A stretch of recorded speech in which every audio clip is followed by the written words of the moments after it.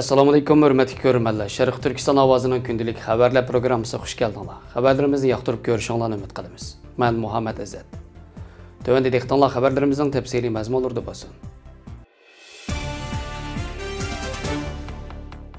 Farzandlarining izdirakini qilish maqsadida Istanbuldan Anqaraga piyoda yurish qilayotgan 5 Uyg'ur ana Ko'jaaliga yetib bordi. Xitoyning Sharq Turkistonda yuzayotgan Uyg'urlarning oilasini parchalash, Uyg'ur farzandlarini balalar lageriga solab assimilyatsiya qilish, Sharq Turkiston xalqining chet el bilan bo'lgan aloqasini cheklash qilmishiga qarshi, shundaqla 5 yildan beri xabarni olmagan farzandlarining da'vosini xalqaro jamiyatda kun tartibga keltirish maqsadida Istanbulda turishliq Uyg'ur analar 8-mart kuni Anqaraga qarab piyoda yo'lga chiqqan bo'lib, navbatda 104 kilometr yo'lni besib Ko'jaali tavallikida safarni jafoliq davomlashtirmoqda.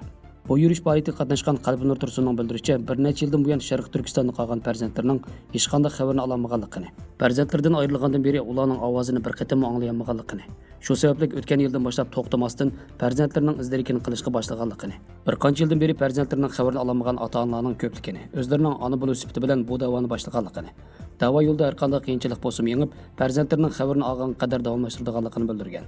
Chapakash onalar bu yurish jarayonida nopozliq axborot o'rinlari va muxbirlarning ziyoratini qabul qilib, farzandlarining xabarini olishga tirishgan bo'lsa-mu hech qanday unum bo'lmagan. Shunga ular bu yil piyoda yo'l yurish orqali farzandlarining da'vosini Turkiya va xalqaro kun tartibga keltirish orqali xalqaro jamiyatning yordami bilan farzandlarining xabarini olishga bel bog'lagan.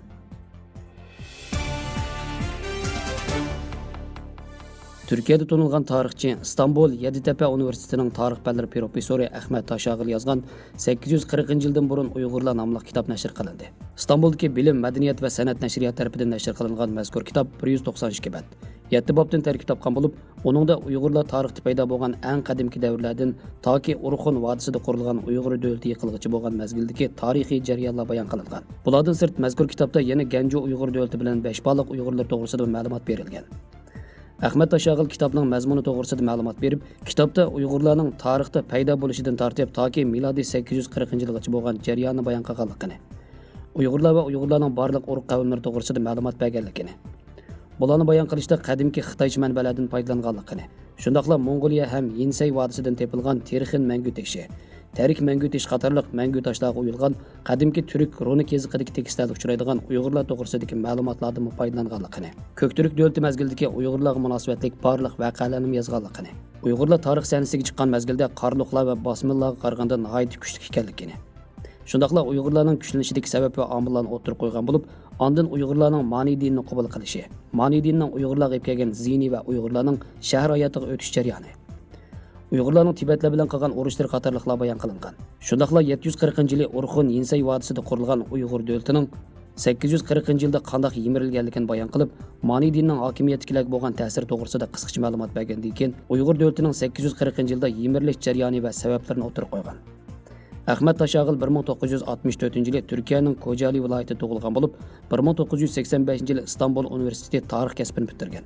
Shu yili Xitoycha o'rganish uchun Tayvan Jingji universitetiga borgan.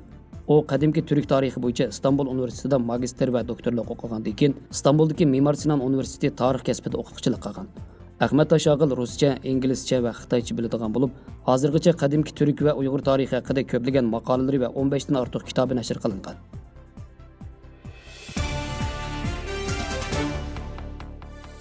Nigeriyada yaqinqi mezgildan buyon maktablarni nishon qilgan hujumlar va yuzlagan o'quvchilarni tutib ketish voqealarining oshkorligi sababidan Zamfara, Kano, Katsina, Niger va Yobe o'lkalaridagi 618 maktabda qolgan. Sokoto bexatarlik ishlari komissari Garba Moya Shimoliy rayonda avj olgan o'quvchilarni tutib ketish voqealarining oldini olish uchun qaror ma'qullaganliklarini, bu rayonlarda ilgari tutqun qilingan o'quvchilarni izlash va qutqizish xizmatlarining tekshish davomlashayotganligini bildirgan. Nigeriyada yanvar oyidan buyon 5 qatim maktablardan o'quvchilarni tutib ketish voqeasi yuz bergan.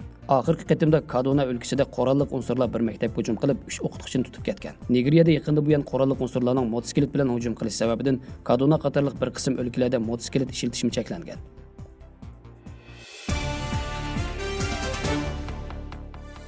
Qatarning muavin tashqi ishlar ministri xalqaro jamiyatni Suriyaning haqiqiy siyosiy musobaqasiga qadam bosishining yangi yo'l va jarayonlarini tepib chiqishga, Suriya xalqining Xitoy virusi yuqumini taqabul turish xizmatlariga yordamchi bo'lishga chaqirdi.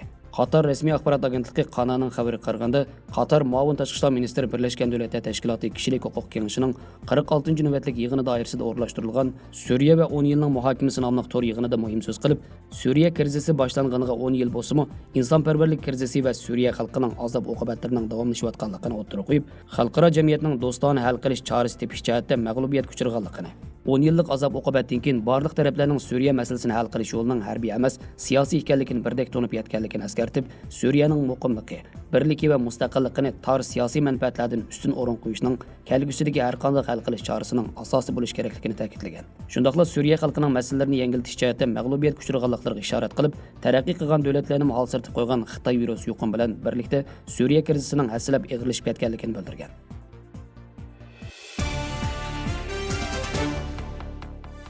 Egelinishçe təxminən 10 adamның biri börək kesil bo'lib, meyib bo'lish, o'lib ketish nisbatining ish surati ast xarakterlik kasalliklar ichida birinchi o'rinda turdi ekan.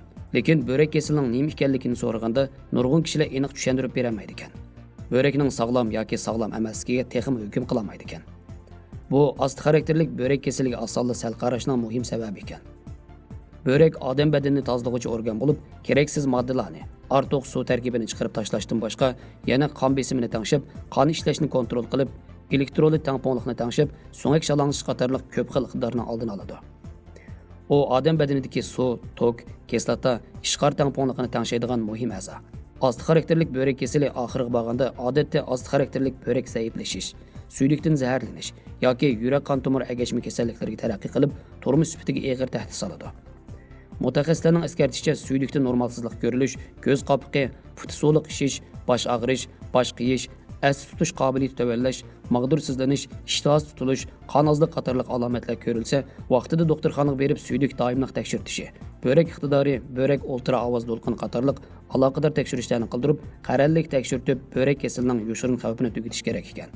Diabet kesili, yuqori qon besimi qatorliq sozilma xarakterlik kasallik giribtor bo'lgan va börek kesili tarixi bor xatarli kishilar qarallik salomatlik tekshirtib, kasalni ilmiy kontrol qilish, pat-pat suv ichib turishga diqqat qilish, suylikni qisib olmaslik, sog'lom oziqlanish, to'z va yog' miqdori tuvan yemeklarni iste'mol qilish, dorilarni qalaymiqan ishlatishdan saqlanish, chiniqishni davomlashtirib badan og'irligini kontrol qilish, dam olishi tartibli bo'lish, tunimaslik, har kuni yetarli uxlashga kafolatlik qilish, suylikni qarallik tekshirib turish, börek iqtidori va börek ultra ovoz to'lqin qatorliqlarda tekshirib turish kerak.